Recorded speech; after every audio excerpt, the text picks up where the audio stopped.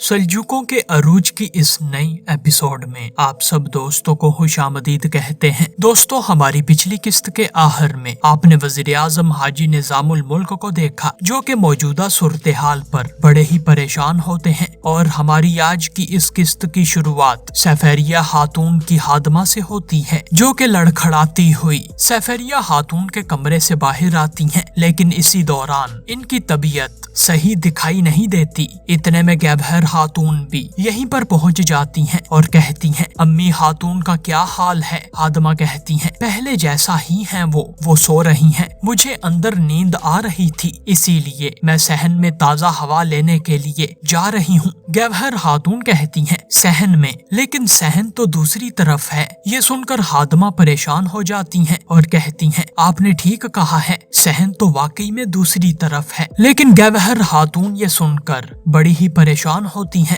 جبکہ خادمہ کہتی ہے، میں الجھن کا شکار ہوں۔ گیبہر خاتون کہتی ہیں، کیا پریشانی ہے؟ تم ٹھیک نہیں لگ رہی۔ خادمہ کہتی ہے، مجھے کچھ دنوں سے سر درد ہے، میں تھکاوٹ محسوس کر رہی ہوں، مجھے کچھ سمجھ نہیں آ رہا۔ گیبہر خاتون، سیفریہ خاتون کی تیمارداری کے بعد یہ سب ایسا ہی ہے۔ گیبہر خاتون کہتی ہیں، یعنی سیفریہ خاتون کی تیمارداری سے پہلے تم بالکل ٹھیک تھی، تمہیں پہلے ایسا کچھ نہیں تھا۔ خادمہ کہتی ہیں، نہیں، کچھ نہیں تھا۔ گیبہر خاتون یہ سن کر پہلے سے زیادہ پریشان ہو جاتی ہیں۔ خادمہ کہتی ہے، میرے خیال میں یہ تھکاوٹ اور افسردگی کی وجہ سے ہے۔ گیبہر خاتون کہتی ہیں، امی خاتون کی تیمارداری میں خود کروں گی، تم جا کر آرام کرو۔ دوستو، خادمہ کے جانے کے بعد گیبہر خاتون کہتی ہیں، محل میں بہت عجیب چیزیں ہو رہی ہیں، میں اسے ضرور ظاہر کروں گی۔ پھر دوستو دوسری جانب باطنی تقریب دکھائی جاتی ہے، اور اس دوران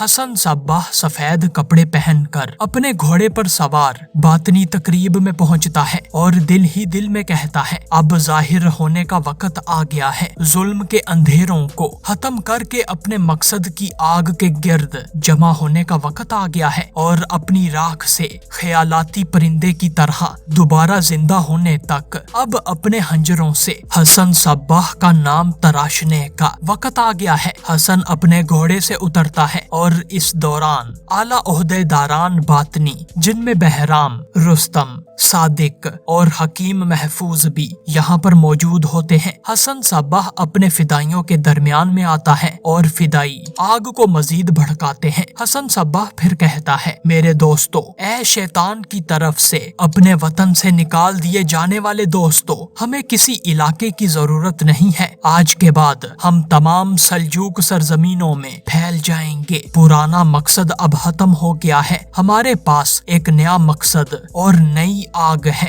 ہم اپنی ریاست کے لیے لڑیں گے۔ پھر حسن صباح اشارہ کرتا ہے، اور پھر کچھ فدائی نشہ آور دھوئیں کے ڈبوں کو لے کر باطنی حصار کے آگے آتے ہیں اور انہیں گول دائرے میں رکھتے جاتے ہیں، اور حسن صباح جھومتا ہوا سارے باطنیوں کو دیکھتا ہے اور کہتا ہے، میں تم سے جنت کا وعدہ کرنے آیا ہوں، معاذ اللہ، وہ جادو جو تمہاری روحوں کو جنت میں لے جائے گا وہ میرے ہاتھوں میں ہے، معاذ اللہ۔ اے میرے دوستو، سلجوق کی تمام سرزمینوں میں، سلجوق کے تمام شہروں میں پھیل جاؤ، لیکن تھوڑے اور وقت کے لیے اپنے مقصد کو اپنے دلوں میں چھپائے رکھو۔ حسن صباح کے جذبات میں آنسو نکلنے لگتے ہیں، اور وہ مزید کہتا ہے، جب تک کہ اسے ظاہر کرنے کا وقت نہ آ جائے، اے میرے دائیو، لوگوں کے دلوں میں پانی کی طرح اتر جاؤ، ان جیسے بن جاؤ، کافر کے ساتھ کافر اور دیندار کے ساتھ دیندار کی طرح پیش آؤ، تاکہ ہم ان کے اندر گھس کر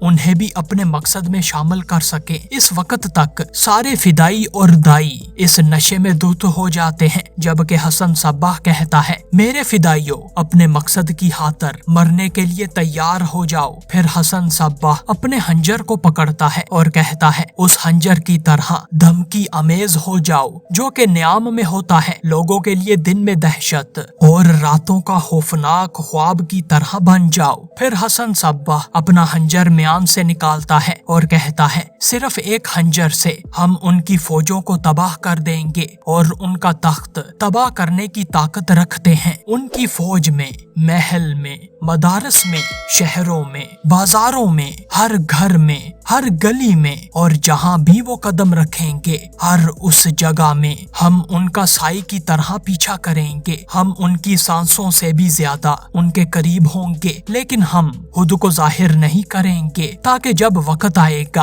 तो हम एक ही वार में इनके तख्त को और सल्जूकियों को तबाह करके अपनी रियासत कायम कर सके। हसन सब्बाह अपना हंजर लहराता है, जबकि फिर बहराम दाई भी अपना हंजर लहरा कर कहता है, अजीम इमाम का इस दुनिया में नुमाइंदा हसन सब्बाह है। फिर बहराम नारा लगाता है, सैयदना हसन सब्बाह। ये सुनकर सारे बातनी ये नारा लगाना शुरू कर देते हैं और फिर दोस्तों सब फिदाई हसन सब्बाह के सामने झुककर माज़अल्लाह इसे सजदा करते हैं। फिर दोस्तों दूसरी जानब गवहर खातून दिखाई जाती हैं, जो कि सफेरिया खातून के कमरे में मौजूद होती हैं और सफेरिया खातून के हाथ को पकड़कर कहती हैं, मैं आपके साथ कई सालों से रही हूँ, लेकिन मैंने कभी भी आपको इस तरह बीमार नहीं देखा और ना ही इस कदर सोते हुए देखा है। मुआलिजीन भी कुछ नहीं कर सके, आपको क्या हो गया है? इस दौरान दोस्तों तहरकन खातून कमरे में दाखिल होती हैं और कहती हैं, मैं सफेरिया खातून की सूरत हाल के बारे में बहुत ज्यादा फिक्रमंद थी।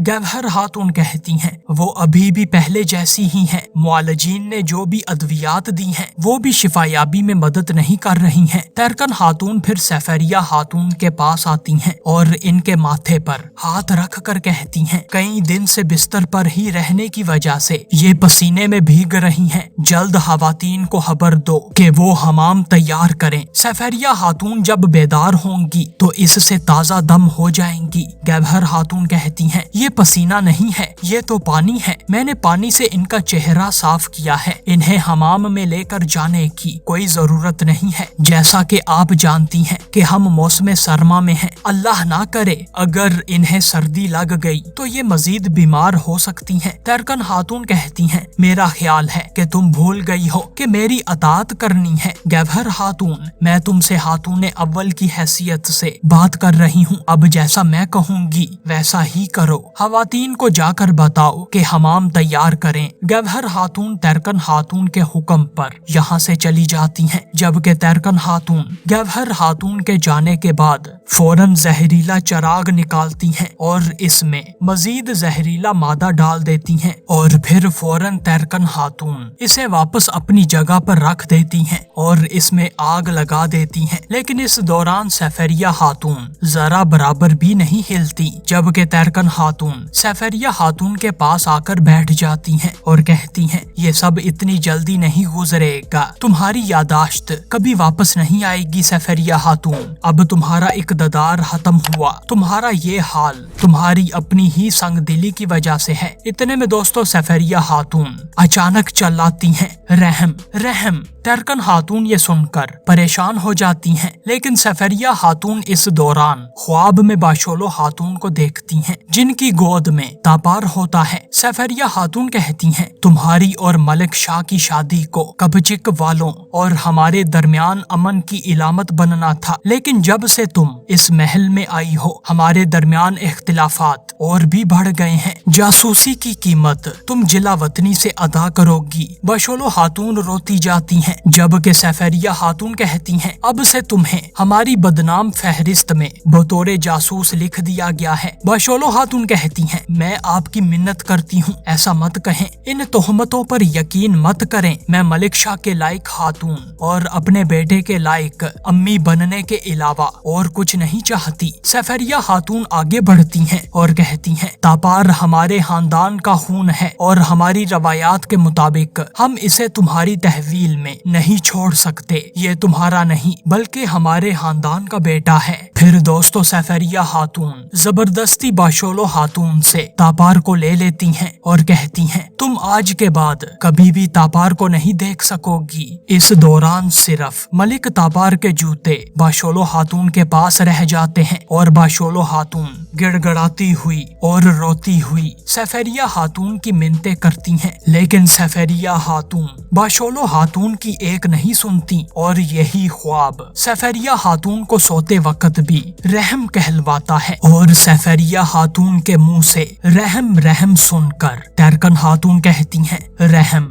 अच्छा तो लेकिन फिर दोस्तों सफरिया खातून बाशोलो खातून का नाम लेती हैं और ये नाम सुनकर टरकन खातून चौंक जाती हैं और कहती हैं इतने सालों बाद तुम इस हालत में बाशोलो का नाम क्यों ले रही हो। टरकन खातून इस बात पर बड़ी ही परेशान होती हैं। जबकि फिर दोस्तों दूसरी जानब शलमजार दिखाया जाता है जहाँ कोवल किले के लिए लोहा तजारत के लिए तैयार होता है और एक अमीर अल्तबर का ओहदेदार कहता है इन लोहे वाले संदूकों को मजबूती से पकड़ना। और दोस्तों ये सामान रखने वाले सल्जूक मुहाफिज नहीं बल्कि खसूसी सिपाही सांजार के साथी होते हैं। सल्जूक ओहदेदार कहता है इन्हें गिराना मत। बोसकोश, अरसलान ताश और बालाबन बड़ी ही एहतियात से संदूक माल गाड़ी पर रखते हैं। जबकि सांजार एक सिपाही से कहता है कारवान के लोग ये नहीं जानते कि हम क्या करने वाले हैं, इसलिए हर वक्त होशियार रहना। बोसकोश कहता है अगर हम बर वक्त कोवल किले तक पहुंच जाते हैं तो आज रात वहां तलवारों का मेला होगा। सांजार मुस्कुराता है जबकि अरसलान ताश कहता है इंशाल्लाह ऐसे ही होगा। लेकिन दोस्तों दूर से हकीम महफूज ये सब देख रहा होता है और कहता है तो तुम अल्तबर के कारवान के जरिए कोवल किले में दाखिल होगे है ना। हकीम महफूज गरूर के साथ सिपाही सांजार का नाम लेता है। इतने में दूसरी जानब सांजार माल गाड़ी पर सवार होता है और अमीर अल्तबर और तुरना खातून से इजाजत लेता है जो कि महल की छत पर मौजूद होते हैं और सांजार को देख रहे होते हैं। सांजार फिर अपने कारवान को लेकर यहाँ से चल पड़ता है। जबकि फिर दोस्तों दूसरी जानब सल्जूक महल दिखाया जाता है जहाँ सब शाही दस्तरख्वान पर सुल्तान के हमरा मौजूद होते हैं और इसी दौरान सफरिया खातून अपनी हादमा के साथ दस्तरख्वान पर आती हैं और इन्हें देखकर सब ही दस्तरख्वान से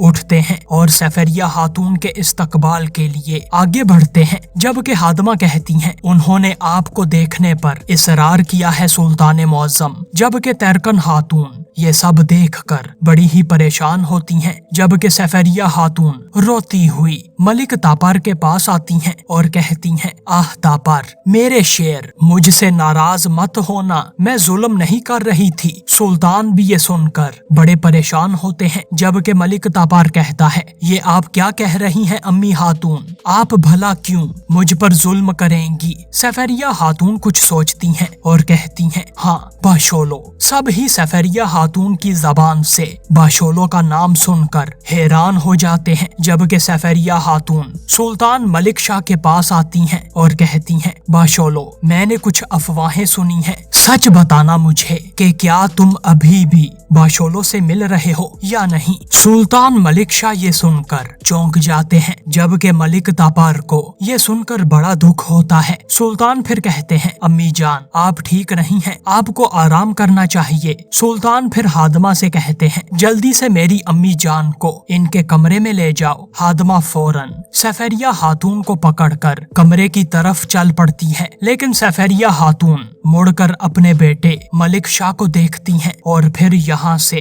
हसरत के साथ रवाना हो जाती हैं। जबकि टरकन खातून परेशानी में कहती हैं सुल्तान मुअज्जम अम्मी खातून क्या कह रही हैं, क्या आप वाकई में। फिर मलिक तापार कहता है क्या मेरी अम्मी जान अभी भी जिंदा हैं। सुल्तान मलिक शाह बड़े उदास होते हैं और कहते हैं क्या तुम नहीं जानते कि मेरी माँ बीमार है, तो फिर तुम इस तरह के सवालात क्यों पूछ रहे हो। वो उलझन का शिकार है, वो बरसों पहले के मसाइल के बारे में बात कर रही हैं। लेकिन मलिक तापार और टरकन खातून के शुबहात में मजीद इजाफा हो जाता है। जबकि फिर दूसरी जानब सल्जूक कबीले में एलचन खातून का बिछाया हुआ जाल काम कर जाता है और बायबोरा इसमें फंस कर फौरन एलचन खातून के जासूस कबूतरों की तरफ आता है और एक कबूतर को फौरन पिंजरे से निकालकर बायबोरा इसके पंजों से मकतूब निकालता है और कहता है तो कबीले से आने वाले खत में जासूस का नाम लिखा हुआ है, चलो देखते हैं। बायबोरा फौरन मकतूब लेकर कबूतर को वापस पिंजरे में रख देता है और फिर मकतूब खोलकर बायबोरा कहता है, लेकिन तुम ये नहीं जान सकती एल्चन खातून।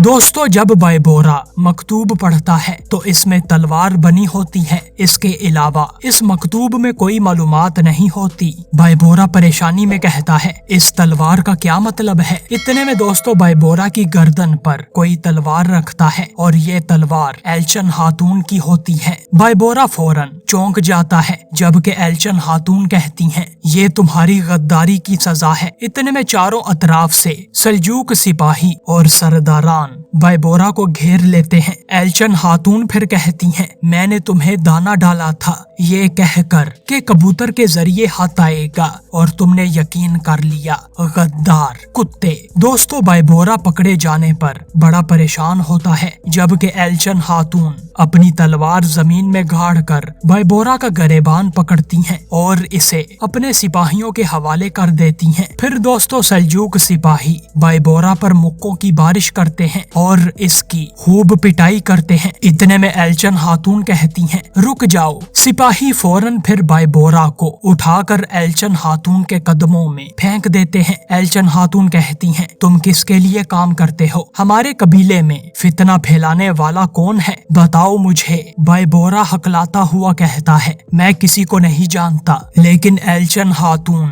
बायबोरा को गरेबान से पकड़कर उठाती हैं और कहती हैं, तुम इतनी आसानी से नहीं मरोगे। तुम सुल्तान मलिक शाह की मौजूदगी में अपने पट्टे को पकड़ने वाले गद्दार को जाहिर करोगे। फिर एल्चन खातून बायबोरा को अपना सर मारती हैं और सिपाहियों के हवाले करके कहती हैं, जल्दी से घोड़ों को तैयार करो, हम इस्फहान जा रहे हैं। फिर दोस्तों दूसरी जानब सल्जूक महल दिखाया जाता है, जहाँ सुल्तान बड़े ही उदास खिड़की के पास मौजूद होते हैं और इस दौरान मलिक ताबार अपने बाबा के पास आते हैं और कहते हैं, दादी जान के उन अल्फाजों की वजह से क्या आपको भी मेरी अम्मी जान याद आ रही हैं? अम्मी के बारे में बात किए हुए हमें सालों गुजर चुके हैं। दादी जान के अल्फाज ने मेरे दिल का जख्म दोबारा ताज़ा कर दिया है। मुझे मेरी अम्मी के बारे में बताएं। सुल्तान मलिक शाह बड़े ही उदास होकर खामोशी से मलिक ताबार की बातें सुनते जाते हैं, जबकि ताबार कहता है, हो सकता है कि ये मेरे खून बहने वाले जख्म को थोड़ा कम कर सकें। सुल्तान कहते हैं, उसकी भुएं खिंचे हुए कमान की तरह थीं। वो मेरी जिंदगी का मुकद्दर थी, वो मेरे घर का आतिशदान थी। उसकी मोहब्बत जंग में मेरी जर्रा और मेरी जिंदगी की जमानत थी, और इस मोहब्बत और खुशी की इलामत तुम बने हो बेटे। मलिक ताबार की आंखों में आंसू आ जाते हैं और वो कहते हैं, ऐसा शख्स जासूस कैसे हो सकता है? ये दुख मुझे बरसों से खा रहा है। क्या मैं एक जासूस का बेटा हूँ? सुल्तान मलिक शाह ये सुनकर गुस्से में लाल पीले हो जाते हैं और कहते हैं, ये तुम क्या कह रहे हो तापार? तुम मेरे बेटे हो, तुम सल्जूक के मलिक हो। अगर तुम्हें कोई परेशानी है तो जान लो वो एक जासूस थी। मैंने आज तक इस पर यकीन नहीं किया है। मलिक तापार कहता है, तो फिर आप ऐसा कैसे कर सकते हैं? आप जिस औरत के साथ मोहब्बत करते थे उसे कैसे जिलावतन होने दे सकते हैं? कई सालों से जो दर्द मैंने महसूस किया है आप कभी वो महसूस नहीं कर सकते। खानदान के कुछ लोग मुझे एक जासूस के बेटे की तरह देखते हैं। वो ऐसे जाहिर ना करने की पूरी कोशिश करते हैं, लेकिन मुझे इसका एहसास हो जाता है। मेरा दिल जलता है और कोई भी इसे देख नहीं सकता था। सुल्तान ये सुनकर खामोश हो जाते हैं और आंखों में आंसू लिए अपने बेटे से कहते हैं, उस वक्त मैं सिर्फ मलिक था। तुम्हारी माँ को बचाने की ताकत मेरे पास नहीं थी। मेरा रब गवाह है कि मैंने बहुत कोशिश की। मेरी ताकत इतनी ही थी कि मैंने उसे फांसी से बचा लिया। फिर मुझे उसकी जिलावतनी कबूल करनी पड़ी। सुल्तान के आंसू बहते जाते हैं, जबकि मलिक ताबार कहता है, उस दिन सांजार को जब मैंने उसकी माँ के हवाले किया था तो आपको इसकी माँ को देखना चाहिए था। वो कैसे अपने बेटे के लिए रोई थी, हत्ता कि उन्होंने मुझे गले लगाया और मुझे अपना बेटा कहा। कुछ इस अंदाज में कहा कि मैं जिससे पूरी जिंदगी महरूम था। उन्होंने मुझे उस माँ की मोहब्बत का एहसास दिलाया। उस वक्त काश मेरी माँ वहाँ मौजूद होती और मुझे इस तरह गले लगाती। ये सुनकर सुल्तान के रोंगटे खड़े हो जाते हैं और मलिक ताबार कहता है, मेरे अंदर की आग जलती रहेगी। मुझे आज भी उनकी याद आती है। شاید میری ماں بلا وجہ جلا وطن ہو جانے پر میری حسرت میں ہی مر گئی ہو بابا۔ سلطان ملک شاہ کے آنسو بہتے جاتے ہیں۔ اور دوستو یہیں ہماری آج کی اس قسط کا اختتام ہوتا ہے۔